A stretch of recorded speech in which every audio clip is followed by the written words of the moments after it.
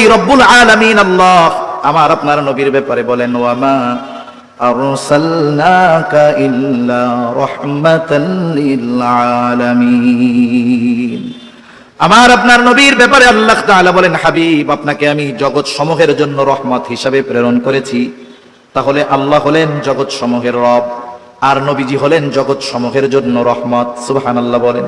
তার মানে আমার আপনার নবী যেই জায়গার রহমত সেই জায়গারও নবী। এজন্য কবি কত সুন্দর কথা বলেন, রবুবিয়ত খোদা কি হ্যায় জাহাঁ তাক, নবুয়তি মুস্তাফা কি হ্যায় ওহা তাক। আল্লাহ তাআলার রবুবিয়তের বিস্তৃতি যত দূর, আমার আপনার নবীজির নবুয়তির বিস্তৃতি তত দূর। যেই জায়গার রব আল্লাহ, ওই জায়গার নবী এবং রহমত মুহাম্মাদুর রাসূলুল্লাহ। যেমন বিশ্বব্যাপী আল্লাহ তাআলার আইনই চলবে এই সৃষ্টি জগতে, যে আমার আপনার নবীর মাধ্যমে আল্লাহ তাআলা গুরুত্বপূর্ণ কিছু বিষয়ের পূর্ণতা প্রদান করেছেন, যা আমার আপনার নবীর আগে অন্য কোন নবীর মাধ্যমে আল্লাহ তাআলা সেই পূর্ণতা প্রদান করার নাই। তাহলে আমাদের খেয়াল রাখতে হবে, 1 নাম্বার আমার আপনার নবীর মাধ্যমে শরীয়ত পূর্ণতা লাভ করেছে। 2 নাম্বার আমার আপনার নবীজির মাধ্যমে নেয়ামত পূর্ণতা লাভ করেছে। 3 নাম্বার আমার আপনার নবীজির মাধ্যমে আল্লাহ তাআলা নবুয়তকে পূর্ণতা প্রদান করেছেন। কারণ আমার আপনার নবীর আগে যত নবী দুনিয়ায় এসেছে, কেউ ছিল কোন আঞ্চলিক নবী, কোন গোত্রের জন্য নবী, ভাষাভিত্তিক নবী, নির্দিষ্ট এলাকার জন্য নবী। কোরআনুল কারীমের মধ্যে আল্লাহ তাআলা 25 জন নবী রাসূলের কথা বলেছেন, কিন্তু মুফাসসিরিন মুহাদ্দিসিনে কেরাম বলেন 1 লক্ষ মতান্তরে 2,24,000 পয়গম্বর নবী রাসূলুল্লাহ দুনিয়ায় পাঠিয়েছেন। কাউকে পাঠিয়েছেন 2-3 জনের জন্য নবী করে, এমনও হয়েছে।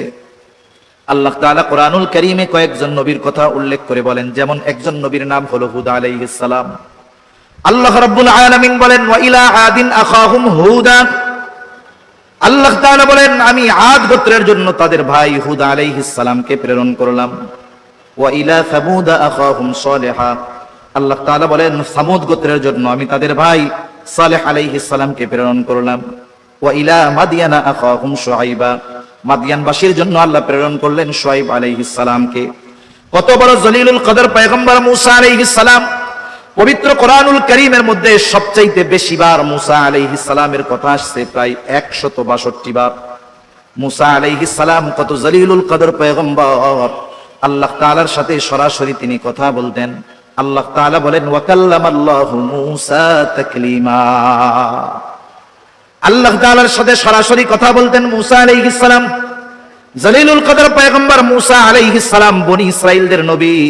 বনি ইসরাইলদের থেকে যারা ইহুদি, তারা বলে শুধু আমাদের নবী। ইহুদিদের দাবি হলো শুধুমাত্র আমাদের নবী।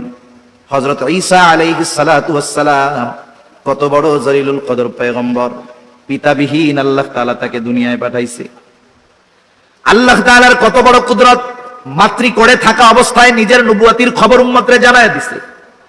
যখন ঈসা আলাইহিস সালাম মায়ের গর্ভে আসছে, ভূমিষ্ঠ হওয়ার সময় হয়ে গেছে, লম্বা ইতিহাস। সর্বশেষ কথা হলো ঈসা আলাইহিস সালাম দুনিয়ায় আসলেন। এইবার মারিয়াম আলাইহিস সালাম কোলে নিয়ে ঈসা আলাইহিস সালামকে তার গোত্রের লোকের কাছে আসছে। সবাই জানে মারিয়ামের কারো সাথে বিবাহ হয় নাই। স্বাভাবিকভাবে যেই মেয়ের বিবাহ হয় নাই, কারো সাথে মেলামেশা হয় নাই, সন্তান হইল, তার মানে স্বাভাবিকভাবে এটাকে সবাই খারাপ দৃষ্টিতে দেখবে।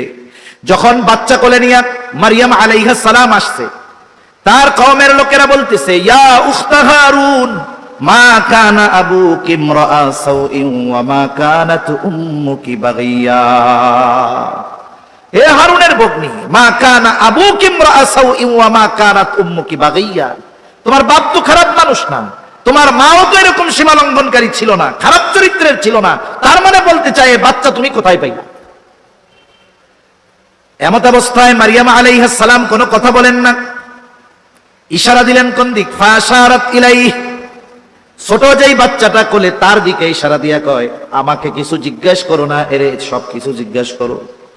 এখন বলেন তো, সদ্য ভূমিষ্ঠ বাচ্চা, ও তো ঠিক মতো কান্নাও করতে পারে না, জিজ্ঞাসা করতে বলে ওই বাচ্চারে। মারিয়াম আলাইহিস সালাম চুপ, ইশারা দিছে আমারে কিছু জিজ্ঞাসা কইরো না, সব কিছু এরে জিজ্ঞাসা করো। এবার তারা বলে, ক্বালু কাইফা নুকাল্লিবু মান কানা ফিল মাহদি সাবিয়্যা। হায় রে, এই দুগ্ধপোষ্য শিশু এটা আবার কেমনে কথা বলবে? তুমি কি বলো, এটা কিভাবে কথা বলবে এই বাচ্চা? আল্লাহ তাআলা মায়ের কোলে ঈসা আলাইহিস সালামের জবানকে খুলে দিলেন। এইবার ঈসা আলাইহিস সালাম মায়ের কোলে জবাব দিচ্ছে, ক্বালা ইন্নী আবদুল্লাহ আতানিয়াল কিতাবা ওয়া জাআলানি নাবিয়্যা। কয় বছরের বাচ্চা? একদিনের বাচ্চা। কয় দিনের? আরে আপনার বাচ্চা তো 12 বছর বয়স, কালিমাই ঠিক মতো কইতে পারে না। 4 কালিমা যদি জিজ্ঞাসা করেন ওর অবস্থা খারাপ হয়ে যাবে। ঈসা আলাইহিস সালাম মায়ের কোলের মধ্যে বলতেছে, ইন্নী আবদুল্লাহ, আমি কার বান্দা? জোরে বলেন। কারণ তখন তাদের মধ্যে দুইটা ভাগ হয়ে গেছে। একদল ঈসা আলাইহিস সালামের মাকে জিনার অপবাদ দিচ্ছে, আর একদল যারা ইহুদি ওরা বলতেছে ওটা হলো ব্যভিচারিণী। নাউজুবিল্লাহ বলেন। ইহুদিরা মারিয়াম আলাইহিস সালামের ব্যাপারে অপবাদ দিয়েছে। আল্লাহ তাআলা এই কারণে কোরআনুল কারীমের মধ্যে তাদের উপরে লাআনতের কথাও বর্ণনা করেছেন। আবার যারা নাসারা খ্রিস্টান হইছে এরা কয় যেহেতু বাপ নাই তাইলে এর বাপ মনে হয় আল্লাহ। নাউজুবিল্লাহ বলেন।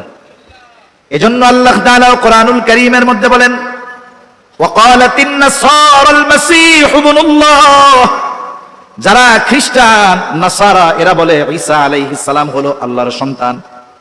এদের সবার কথার জবাব ঈসা আলাইহিস সালাম মায়ের কোলে দিয়ে বললেন, আমার মা ব্যভিচারিণীও না, আমি আল্লাহর সন্তানও না। কে আমি? বলে ইন্নী আবদুল্লাহ, আমি হলাম আল্লাহ তাআলার গোলাম। সাথে সাথে নিজের নবুয়তির খবর দিয়ে দিলেন, আতানিয়াল কিতাবা ওয়া জাআলানি নাবিয়্যা, আমাকে কিতাব প্রদান করা হয়েছে আর আমাকে নবী করা হয়েছে। এইরকম জলিলুল কদর পয়গম্বর ঈসা আলাইহিস সালাম, উনি শুধুমাত্র খ্রিস্টানদের নবী, এটা তাদেরও দাবি, বনি ইসরাইলের নবী। তবে খ্রিস্টানেরা বলে ঈসা আলাইহিস সালাম হলেন আমাদেরই নবী। আদম আলাইহিস সালাতু ওয়াস সালাম সৃষ্টি জগতের সবার পিতা। আদম আলাইহিস সালাম সৃষ্টি জগতের সবার পিতা, কোনো সন্দেহ নাই। আমাদের মূল জিনিসটা হলো রূহ। আল্লাহ তাআলা আদম আলাইহিস সালাম থেকে সৃষ্টি করেছে। আল্লাহ তাআলা আদম আলাইহিস সালামকে বানাইছেন মাটি দিয়া নিজের হাতে। আল্লাহ তাআলা আদম আলাইহিস সালামের ব্যাপারে বলেন, খলাকতু বিয়াদাইয়া, আমি তোমারে নিজের হাতে সৃষ্টি করেছি। সুবহানাল্লাহ বলেন। আর আদম আলাইহিস সালাম থেকে আমাদের বের করছে। আমাদের মূল হলো রূহ। এ দেহ স্ট্রাকচার এটা কিছুই না।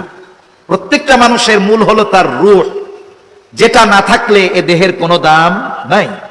তবে এই রূহ কেমন বস্তু এটা দেখা যায় না, ধরাও যায় না। এটা আল্লাহ তাআলার নির্দেশ। যখন মক্কার কাফেররা আমার আপনার নবীর নবুয়তির ব্যাপারে পেরেশানি হয়ে গেছে যে মুহাম্মদ নবী হয় কেমনে, আবার যেই আখলাক যেই চরিত্র সে নবী না হইয়াই বা থাকে কেমনে, এখন আসলে নবী কিনা এটা জাস্টিফাই করার মতো যোগ্যতা কুরাইশ কাফেরদের ছিল না। কারণ ইসমাইল আলাইহিস সালামের পরে কুরাইশদের মধ্যে আর কোন নবী আসে নাই আমার আপনার নবীর আগ পর্যন্ত। তাহলে নবী কে হতে পারে, কোন কোয়ালিফিকেশন থাকলে, কি যোগ্যতা থাকলে নবী হয়, এটা জানবে কারা? যাদের বংশে ধারাবাহিকভাবে নবী আসছে। এরা চলে গেছে মদিনায় আহলে কিতাবদের কাছে, একজন ইহুদি আলেমের কাছে, যে বলছে যেমন একজন লোক আমাদের মুহাম্মদ, সে নিজের নবী দাবি করতেছে। বুঝে আসতেছে নাকি? আচ্ছা 10 মিনিট আগে কোন পক্ষে আমারে বলবেন। ইহুদিদের মধ্যে যেহেতু বনি ইসরাইলের মধ্যে ধারাবাহিকভাবে নবী আসছে, সুতরাং তারাই জানবে কোন ব্যক্তি নবী হতে পারে। মক্কার কাফেররা কয়েকজনে পাঠায় দিয়েছে, 2 জনে, যাও মদিনায় গিয়ে ইহুদি আলেমদের কাছে যাই না আসো যে মুহাম্মদ নবী কি নবী না কেমনে বুঝবো। ওরা গেছে, যায় সব কিছু বলছে। ওরাও বুঝতে পারছে যে নবী আসার সময় তো কাছায় গেছে। 3টা প্রশ্ন শিখাই দিছে। কয় প্রশ্ন? জোরে বলেন কয়টা? আরেকটু জোরে বলেন কয়টা? আপনাদের বাড়ি কোন জায়গায়? নিজের বাড়ির নামে কইতে পারে না, একই অবস্থা। মজা লাগতেছে কইতে? জোরে বলেন কোথায়? এই যে দ্বিতীয় স্বাধীনতার বীজ বপন হয়েছে এই রংপুরে, এই জায়গার থেকেই প্রথম বুক পেতে দিয়েছে জালিমের সামনে। এরা তো বুক পাইতে দিছে, বুক খুইলা আপনারা দেখি মুখই খুলেন না। হ্যাঁ, কি অবস্থা? তাহলে প্রশ্ন কয়টা শিখাই দিছে? জোরে বলেন কয়টা? 3টা প্রশ্ন শিখিয়ে দিয়েছে। ওয়ালাইকুম আসসালাম, ভালো আছেন? আচ্ছা, ভালো আছেন না? 3টা প্রশ্নের মধ্যে একটা প্রশ্ন হলো কি, যে জিজ্ঞাসা করবা রূহ কি জিনিস, নবীজির কাছে তারা এসে এই 3 প্রশ্ন করেছে, লম্বা ইতিহাস। নবীজির ইনশাআল্লাহ বলতে মনে নাই, ইনশাআল্লাহ বলতে ভুলে গেছেন। বলছে আগামী দিন কইয়া দি মনে, কারণ জিব্রাইল তো প্রতিনিয়ত আসতেছে, এই জন্য নবীজি ইনশাআল্লাহ বলতে ভুলে গেছেন। ওহী আসা কিছুদিন বন্ধ ছিল, ও ঘটনা আলাদা। সর্বশেষ আল্লাহ তাআলা উত্তর পাঠায় দিলেন। কারণ কি এই 3 প্রশ্ন করার? ও ইহুদি আলেম জানে এই 3টা প্রশ্নের জবাব কোন সাধারণ মানুষ দিতে পারবে না, কারণ এই 3 প্রশ্নের জবাব যিনি দিতে পারবেন নিঃসন্দেহে তিনি পয়গম্বর, কোনো সন্দেহ নাই।